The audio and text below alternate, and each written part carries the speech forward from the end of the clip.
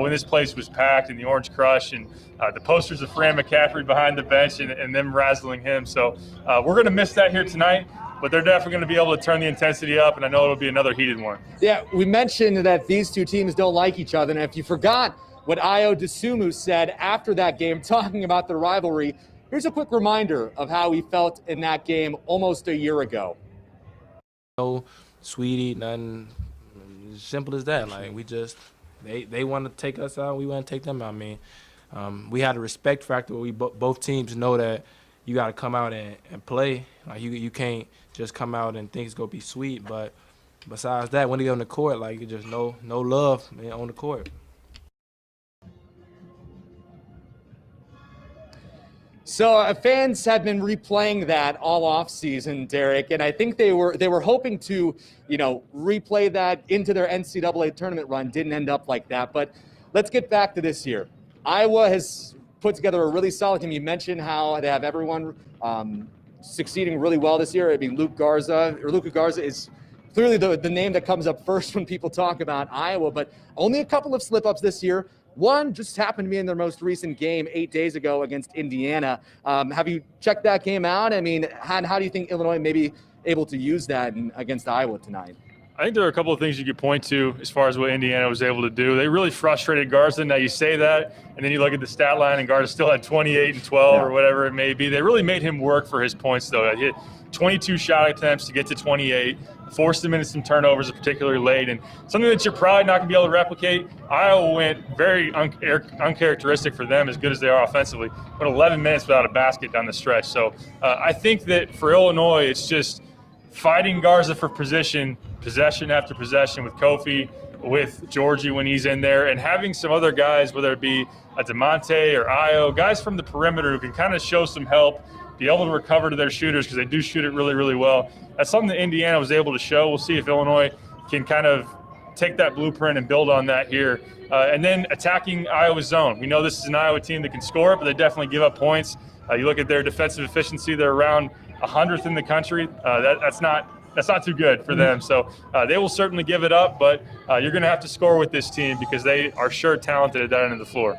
Well, let's take a look at Illinois now. Now, they've had their own slip-ups. There have been 10 days since they last played. That was a win for Illinois, of course. And, that rest may be good for them. I know that the season you can get bogged down a little bit. It's yet to see what it'll be, though. They could be they could be well rested, but it really could go either way for Illinois tonight when you've had that much time off. And, they talked about, Derek, in the press conference. They focused on themselves a little bit, which I think was important in this time of year. I mean, you lose one to Ohio State, you're able to bounce back, but, Illinois wanted to get to a better place than they were, I think, and they took that time in the break. Yeah, it is a nice breath of fresh air in the middle of a season, the grind of a season. At the same time, I don't think personally it was what was best for Illinois, a team that was trying to get to the consistency of playing 40 minutes and being able to bring that intensity. And they were able to get a win, a bounce-back win against Penn State. But after that, you would have liked to play another game. The good thing is Iowa's kind of in a similar situation. They haven't played since last Thursday, so both teams, more than a week since they've gotten out there. I think the opening minutes in this one are going to be really, really intriguing as far as what you see.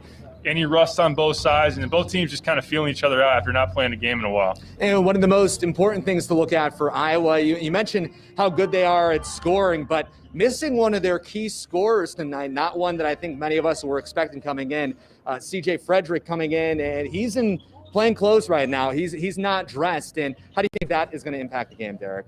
I think it's a significant injury for Iowa. When you look at him being a very, very good three-point shooter, 50% from three on the season. Now, he's not putting up, 18, 20 a game, but he's someone that's been very consistent from beyond the arc, about 9, 10 a game as far as his scoring average. So he's someone that normally when he's on the court, you've got to make sure you know where he's at whenever he's out there running around screens and on the perimeter. So if they replace him with somebody that doesn't shoot it quite as well, that's another guy that you can maybe help off of in terms of Garza. So I think that him missing, got hurt in that Indiana game with the lower leg injury. That's kind of a big deal. And he is, for a team that doesn't defend it well, he is one of their better defenders. And if you're Fran McCaffrey, I mean, thinking of the bench, I mean, is there someone that you would go with to replace him in the starting lineup? I think Keegan Murray, 6'8" freshman, is someone that they're probably going to look for. They'll play a bigger lineup, so you slot him in with Connor McCaffrey, who's about 6'5". Clearly with Garza, Wieskamp, 6'6". So Murray's played pretty well as far as being a newcomer in this league and a good rebounder, has shot it well around the rim. So he's a candidate. And also Joe Toussaint, someone that has started in the past, a very quick attacking guard, doesn't shoot it all that well. But I think those are probably your two main options slotting in with their usual suspects. Yeah. So before we get, too far into what we think each team needs to do in this game to come out victorious, we were able to talk with Brad Underwood and Kofi Coburn yesterday, and Brad did talk about that time and what they did with that time off. So let's go to that right now from Brad Underwood yesterday. Again, it goes back to you can never be too good at your fundamental things. And sometimes when you get into scouting reports, no matter who you play, you get very tendency based and you lose sight of some of your fundamental things. So just simply guard the ball. Your closeouts with your hands, your positioning away from the ball. All those things we touched on. On the offensive end, it's just getting back to all of our ball screen stuff and really breaking things down on the offensive end. And we did some things putting guys in different positions. So, all that was good for us. So Brad talked about defensively what they're trying to do, get back to defending the ball screen a little bit better. And they're going to need it tonight against Iowa. I mean, you talked about already how good they are offensively and how, that's how they're beating teams this season, just by out shooting them. Not really on the defensive side, which was Iowa last season as well, those shootouts. So tonight, I mean, what does Illinois need to do? I think we've talked about it so often, I think, with the players. People kept asking Kofi and asking Brad, what do you need to do to shut down Garza? No one really has an answer because no one's really been able to do it. So I'm sorry for asking you an impossible question, Derek, but what do you think Illinois needs to do? I hear the argument of, you got to pick Garza or you got to pick the perimeter, and which one are you going to pick? You can't defend both, but in your opinion, I mean, what does Illinois have to do to slow it down just a little bit? It's a really interesting dilemma from a coaching perspective, and we'll see how aggressive Illinois gets as far as bringing that help defense and leaving off of certain shooters. I think it's got to be dictated by the scouting report. You got to be able to know here are certain guys for Iowa that we can leave a little bit. If they do get a decent look, Connor McCaffrey has not shot it well from three. Overall, that's a guy that has liked to burn Illinois a little bit, hit 5 threes between the two games here last year. Joe Toussaint, as I mentioned, not a very good shooter. So I do think just overall in transition, that's been one thing where you've got to get back on shooters. You got to know that Bohannon's going to pull up anywhere within 30 feet. Wieskamp, very, very good shooter. So, yeah, it's going to be really interesting. And I think you just got to be locked in, provide that energy. There's no excuse to not be dialed up defensively as far as your intensity against an Iowa team like this, because they will definitely burn you. So I think that a guy like Damonte Williams, very good instincts, someone that's got good hands. I look for him to maybe cheat off of Connor McCaffrey and come down inside to help on Garza. Just kind of make everything for him tough. And, of course, Kofi's got the big task of just walling up, not fouling, which is definitely key. So just make it as tough as you can and hope they miss some. Yeah, I was going to bring this up later, but you mentioned it now, so we can go into it. Damonte Williams out of the starting lineup in that most recent game. Jacob Grandison coming in. What do you think Brad does tonight? I know that he did that. You talked about how Jacob was deserving of that, and I think we all agree that Grandison played well and has been playing well in spurts this season. But if you are Brad Underwood, I mean, do you stick with Grandison or do you go back to Williams? That's a great question, because I really have circled Williams as a guy that I think will make a big impact for you tonight. It makes sense, again, with his defensive prowess and what he brings there. And I think if we're going to talk about the benefits of having a week off, allowing Damonte to rest that ankle is something that could have been something that would be beneficial for you. So I wouldn't argue putting Damonte back in the starting lineup, honestly. I think either way he's going to play significant minutes. So I just think overall, and Grandison, not to knock him, I think his effort plays have been really good, really solid. And then against another team that plays zone, him being able to get in the middle of it, make some decisions and some passes, and also be able to hit the three, I think both will play significant minutes tonight. All right, now back to Illinois. We talked about defensively what they need to do.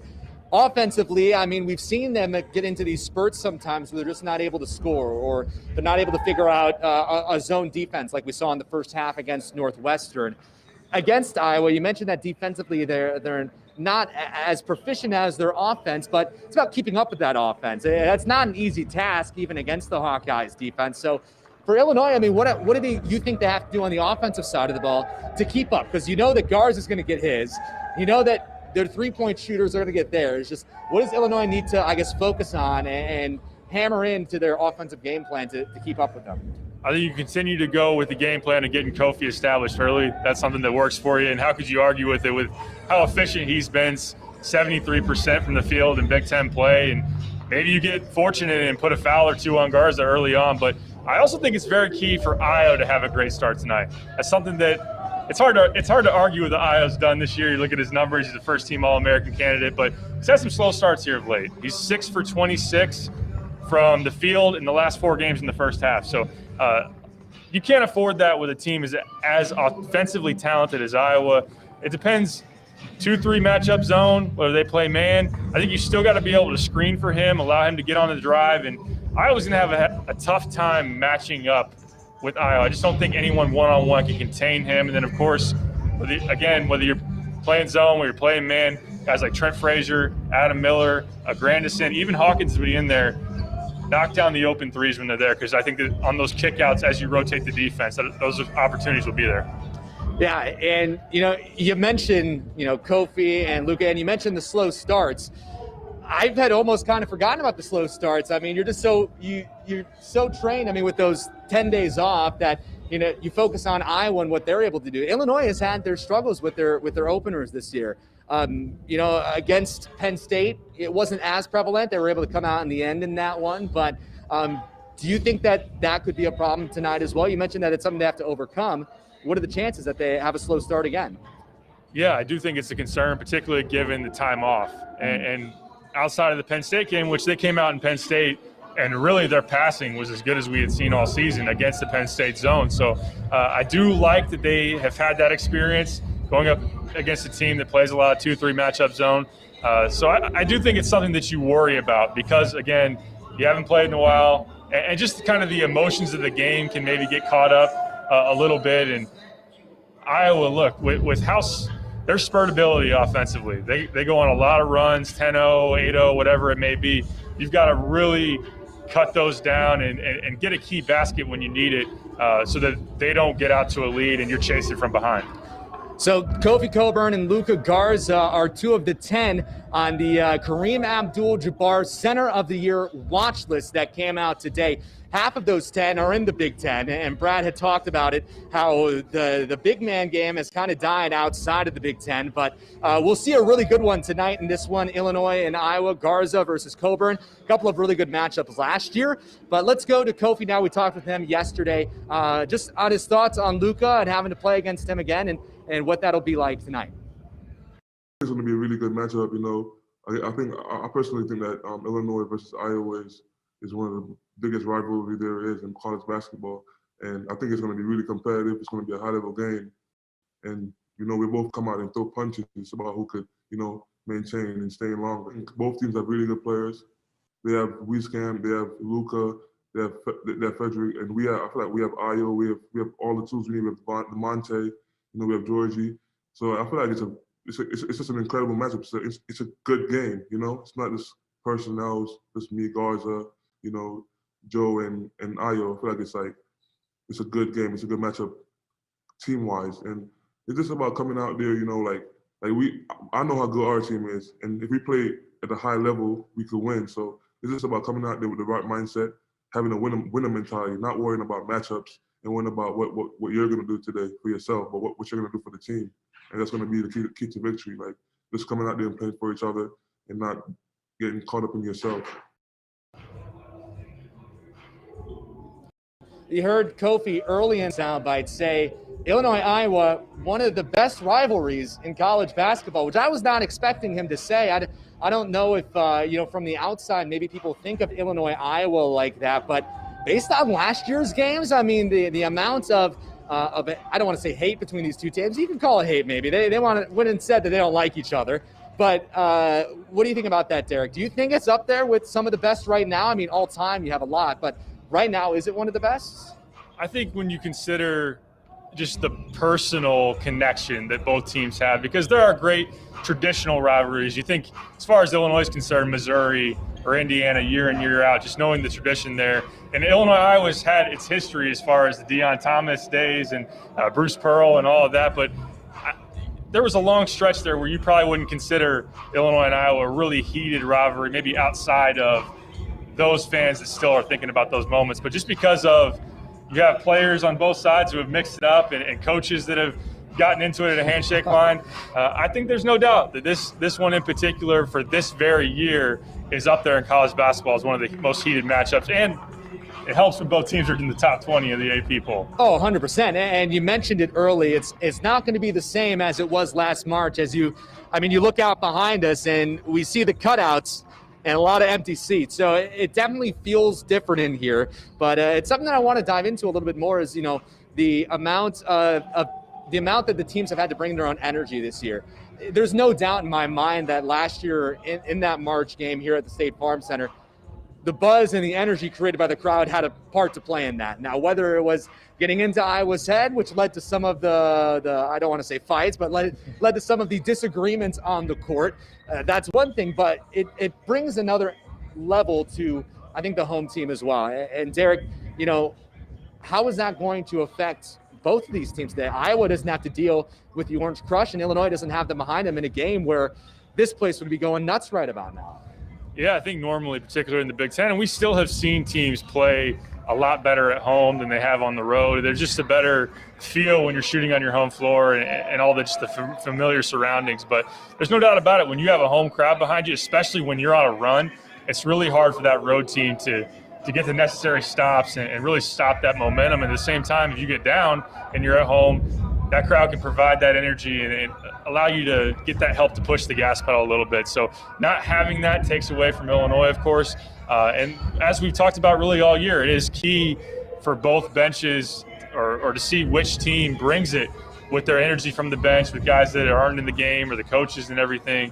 And that's going to be important. I don't think we'll need to manufacture too much energy tonight based on just the high-level matchup of this game and everything. But I'll be honest, as someone that knew there wouldn't be fans, as we found that out, this was a game that I was looking forward to because I want to hear the trash talk, and we can hear it up here and all those little tussles that might take place tonight on the court. We'll see what we can hear, and I'm sure we'll tweet out anything interesting as well. But I think the energy has been one of the most interesting things about this season to me, just because you think about college basketball and the home crowd and how much that brings to a team.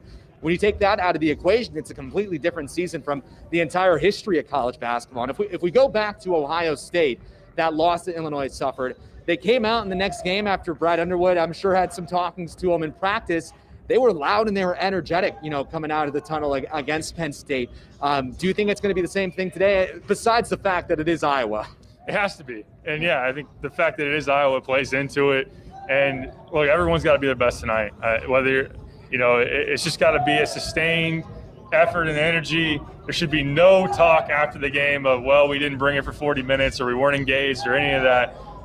This matchup speaks for itself. So I think that plays a part of it. I think that those guys on the bench and those managers who have done a good job of doing whatever they can to provide the energy and get people pumped up, that's all going to be all hands on deck tonight. I'm sure Iowa's looking at it the same way. Yeah, and I know we don't want to get too far ahead. You ask coaches or players questions, and they'll tell you the next game is the only one that matters. But if we look at what could happen after this game for Illinois and for Iowa, I think this game is so important in the grand scheme of things. I mean, clearly, in the Big Ten standings and for seeding in the NCAA tournament, this type of win for either team is really good on your resume builder. It's going to be important for getting that game up on them in the conference standings and things like that. But, overall, how important do you think this game is for both of the teams? Iowa, I mean, you extend your lead over Illinois in the Big Ten standings, get that much closer to the top. Illinois, you catch up with Iowa then, because I believe they're only a game behind the Hawkeyes right now, and get that much closer to the top. I mean, it's a huge swing game, I think, in the standings at the end of the season. Yeah, for both teams. It's a really big opportunity. I think for Illinois in particular, you win this game, it's by far your most impressive win on your resume. So for Illinois, if they are, like you said, being able to win, you get into a tie with Wisconsin for second place. You'd hop over Iowa. On the flip side, you lose this game, you fall below. You're already below Iowa. You fall below Wisconsin. You fall below Ohio State. You'd be tied for, I think, fifth with Purdue down there. And Still, can you chase Michigan at that point with 4 losses in the Big Ten? Probably not likely. So you really don't want to – look, this is a really, really tough game. Wouldn't be surprised if either team wins it. But if you lose this game, you go into February 10-6, 6-4 in the Big Ten. It's not where you want to be. No, and I think maybe that's why there is so much energy about this game. I think we're expecting it to be a good one. I know the odds makers are expecting it to be a good one. I believe the last time I checked, about a 2.5-point difference between the two teams in Illinois' favor. So they're expecting it to be a good game, but I think that also adds in that anxiety for fans. I mean, you think about if you lose this game, where you're going to be at the end of it, that much further away from Michigan. And with such high expectations going into this season, I don't think Illinois is falling below those expectations, but a loss here to Iowa, it may put them in that realm of not performing to those expectations coming in. I think you make a great point there. Right now, it's Illinois fans want to be able to see what Illinois talked about throughout the offseason. Like, we're one of the best teams in the country. We can win the Big Ten. This is a prove-it spot here tonight. And I think overall, you're still wanting to see a little bit more. There have been some toss-up games as far as it could go either way, and Illinois has lost quite a few of those. If you look at Missouri, look at Rutgers, Ohio State here at home. So they need one of those big wins to really get some momentum and carry you into February. So, you want to talk about being one of the best in the country. This is a great opportunity. National television gets a top 10 team to really prove that. I'm interested to get your perspective on this as well. Do you think that a win for either Luka Garza or Ayo Dosunmu here makes a difference in the Player of the Year conversation at the end? Because right now, I mean, both are on the watch list. Both are towards the top and performing well. Would a win against, the other help improve that case? Yeah, I think that for Ayo, that's your one hope, right? You got to be able to win the head-to-head and have a big-time game. And Ayo's second in the league in scoring, right behind Luka. At the end of the day, even if Ayo loses this game, it's going to be really, really hard to argue with Luka's stats. If he does lead the nation in scoring and just his overall productivity, night in and night out, that's going to be tough to compete with. And then look at Kofi's productivity. Maybe that takes away a little bit from Ayo as far as just kind of the way they're perceived as far as being the top player in the league. But Luka wins this game and has a big night. You might as well just get him the trophy now. But for Ayo, this is an opportunity to maybe make that conversation a little bit interesting. All right, as we're wrapping things up here, what are some things that you have over at Illini Inquirer for people to check out? Yeah, I did a breakdown really of Kofi and Luka going against each other. Let's appreciate the fact that this is a fantastic matchup, man. And it's something that we'll look back on. Luka's going to be the all-time leading scorer in Iowa here pretty soon. Kofi, double-double machine. I mean, in 10 years, we'll be like, oh, yeah, remember that baby Shaq Kofi that was playing at Illinois. So have the preview, breaking down the scouting report and everything. And, of course, we'll have coverage taken care for you at Illini Inquirer. Well, fantastic. And before we get out of here on the Your Illini Nation pregame show, your final thoughts and your final score prediction for the game. Oh, I really tussled with this, and it was kind of tough, but I'm going with the home team. I think that they show something tonight. I think it's, again, a prove-it spot, a measuring stick moment. CJ Frederick being out for Iowa is a decent loss for them. So I have Illinois 84, Iowa 80 in a game that's going to be highly entertaining, up and down, and sit back and enjoy it. That'll be an interesting. I think I'm going to go with, and I'm coming up with this on the spot. I didn't do my prep. I didn't think of an actual score. I'll go with 77-76 Iowa, only to cover myself that I didn't jinx Illinois or anything like that. So fans can be mad at me. I will be very happily proven wrong in this one, though. I think we're in for a great show. Stay tuned tonight for the 10 o'clock news for highlights of the game, as well as some high school basketball going on. Finally got that started as well. Illinois volleyball. Derek, thank you so much for joining me. I appreciate it. Live from the State Farm Center here. For Derek, I'm Andy. We're signing off of the Your Illini Nation pregame show. Show is coming up. 30 minutes to game time. Illinois and Iowa.